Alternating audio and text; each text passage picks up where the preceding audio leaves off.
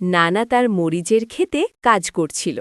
হঠাৎ মাটির নিচে একটি ঝকঝকে জাদুর বাঁশি খুঁজে পেল।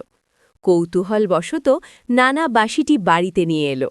ঘরে এসে বাঁশি ফু দিতেই পুরনো চেয়ারটি রূপালি হয়ে গেল। নানা অবাক হয়ে আবার ফু দিল। টেবিলটা হয়ে গেল হীরের মতো চকচকে। ধীরে ধীরে সে ঘরের অনেক জিনিস ঝলমলে করে ফেলল।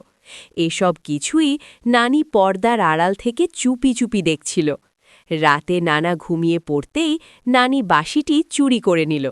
নানি ভাবল, আমি পুরো বাড়িটাই রঙিন প্রাসাদ বানাবো।